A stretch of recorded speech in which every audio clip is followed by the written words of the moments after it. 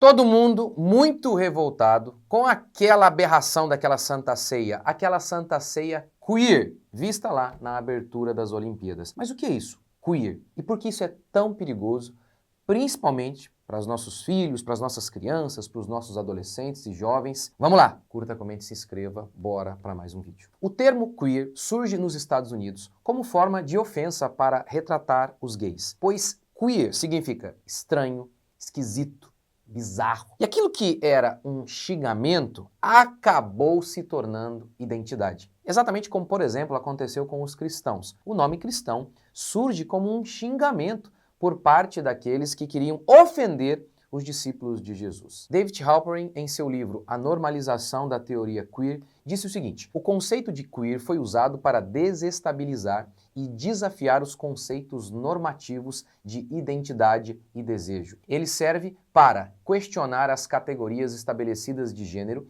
e sexualidade e para subverter a ordem social tradicional que define e limita a forma como entendemos e expressamos a nossa identidade. E olha isso aqui é uma fala de uma das pessoas aí que defende o queer, que fazem parte aí do movimento. Era uma forma de se diferenciar de gays e lésbicas com posturas mais heteronormativas. Atualmente, há quem use o termo para dar conta de uma identidade não binária. É um negócio até meio confuso, né? Mas o que seria isso? Olha, um homem gay é um homem que sente atração por outro homem.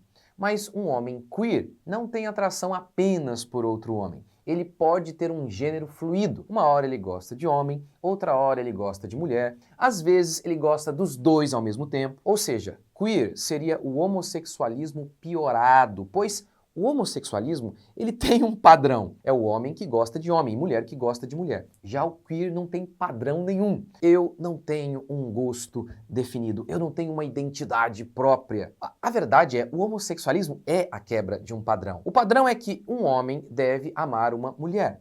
O homossexualismo é a quebra desse padrão. Por isso o homossexualismo em si é estranho, é esquisito. Mas o movimento queer é o seguinte, é levar essa falta de padrão da perversão sexual a um nível mais profundo ainda de perversão. Ou seja, no final, é homossexualismo mesmo, mas é um homossexualismo piorado. E é exatamente isso que você pode ver na Santa Ceia. Não é só o gay e a lésbica ali, mas tem todo tipo de coisa estranha. Tem todo tipo de gente fora do padrão, como por exemplo a pessoa que está ali, a mulher que está ali logo no centro, que representa Jesus, é uma pessoa acima do peso, é um alguém fora do padrão. Então, queer é isso. Não tem identidade, não tem um padrão, a gente foge de todo tipo de padrão. Por isso, eles fizeram uma cópia da Santa Ceia. É o culto à bizarrice, é o culto à celebração à total falta de padrão, falta de identidade. Agora, como e por que essas filosofias surgem? Para o homem tentar se livrar da culpa por meio de ideias absurdas. Há um termo chamado dissonância cognitiva. O que seria isso? Você tem uma crença que é diferente de seu comportamento.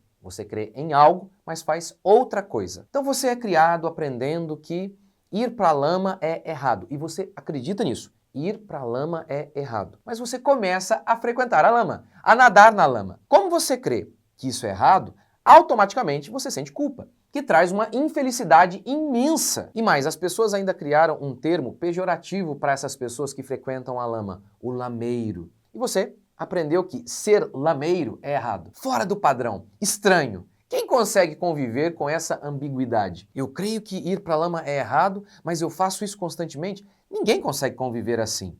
Restam então duas alternativas. Ou você muda a sua crença, ou você muda o seu comportamento. Para quem não quer mudar o comportamento, resta o suicídio intelectual. Você passa a acreditar em qualquer mentira, você passa a mudar a sua crença simplesmente para justificar o seu comportamento e assim você não sente mais culpa. Desse modo, ser lameiro, que era motivo de vergonha, agora passa a ser motivo de orgulho. E deixe-me dar um exemplo bem concreto disso em relação ao termo queer. Michel Foucault foi um dos nomes que influenciou o movimento queer e o movimento gay de modo geral. Ele é um Moisés que subiu do inferno, trazendo as tábuas de madeira, revelando ao mundo que o homossexualismo não é errado. Como explica o seu biógrafo, Michel Foucault foi criado em um ambiente burguês conservador, ou seja, que via o homossexualismo como algo errado. Mas, por ter se descoberto como homossexual ainda jovem e com dificuldade de aceitar essa descoberta, teve um episódio que ele tentou se matar. Isso, inclusive, fez com que ele começasse a ter acompanhamento psiquiátrico. Foucault se formou em filosofia e psicologia. Foucault não acreditava em verdades absolutas. Para ele, a verdade e a moralidade eram apenas discursos fabricados para que os homens se mantivessem no poder. Algo muito parecido com o que disse Karl Marx.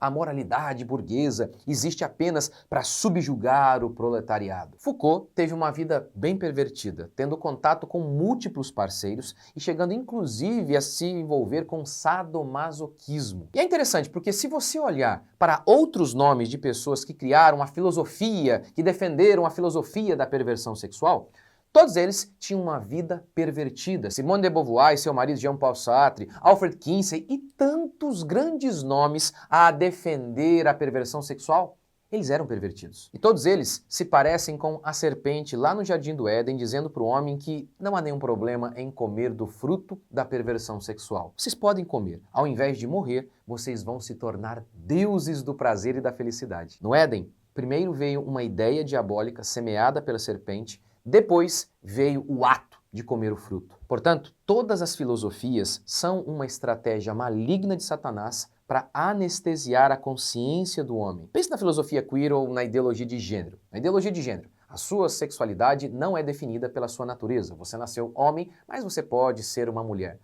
Isso é a coisa mais estúpida da história humana. Mas por que alguém acredita nisso? Porque essa ideia ecoa o coração maligno dos homens. É falar o que o homem sem Deus quer ouvir. Para um homem dominado por suas paixões, crer até que a grama é rosa se torna a coisa mais natural do mundo. E aqui a gente tem algo tão terrível, como que as nossas paixões influenciam a nossa razão. Olha como que isso é terrível não apenas para os jovens, essa doutrina queer, ou a ideologia de gênero, enfim. Isso não é ruim apenas para os jovens, mas para os próprios pais. Como assim? Muitos pais, eles consideram, olha, o homossexualismo é errado. Mas aí, na escola, por meio da mídia e colegas, esses garotos, os filhos, começam a ouvir essas ideias, começam a ser influenciados. E aí, alguns deles acabam se tornando gays. Aquele pai que outrora considerava que o homossexualismo era errado, agora ele começa a pensar, mas será? Por quê? Porque ele tem um filho. E aí, por conta do seu amor pelo seu filho, ele começa até a negar a sua fé. No começo ele até consegue conciliar, diz, não, eu sou cristão, mas isso aí não é errado, Deus ama.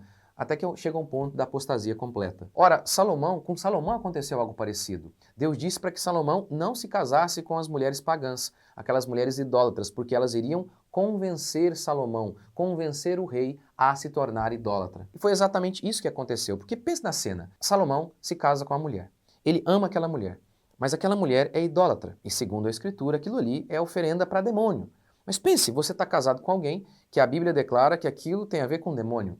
E você ama aquela pessoa, olha o conflito interior. O que costuma acontecer? Essa pessoa começa a dizer, não, peraí, não é tão grave essa idolatria. Poxa, não é tão errado assim. E essa pessoa acaba se apostatando da fé. O mesmo acontece em relação à perversão sexual, em relação ao homossexualismo. Muitos pais que sabem que isso é errado, por amor aos seus filhos, acabam se apostatando da fé cristã. Então, é por isso que a estratégia LGBT é tão terrível. Visa não apenas destruir e separar os nossos filhos, visa também nos separar, a nós adultos, do Evangelho. E já que nós estamos falando sobre o quanto que o homem é ignorante e ele acredita em coisas estúpidas, isso nos faz lembrar que o Evangelho não diz respeito apenas a argumentar de maneira racional sobre a verdade. O Evangelho é muito mais do que isso. O Evangelho é o milagre de Deus que abre os olhos dos cegos, que muda o coração dos pecadores. E é isso que eu creio, que nós precisamos pregar o Evangelho crendo no poder sobrenatural do Espírito Santo para libertar os cativos. Eu creio que nós devemos cuidar de nossas crianças para que essas filosofias que estão sendo semeadas em primeiro lugar lá na escola, eu creio que você como pai, você não pode aceitar isso, porque essas filosofias podem não apenas levar os seus filhos para longe de Deus, pode inclusive levar os próprios pais para longe do Senhor.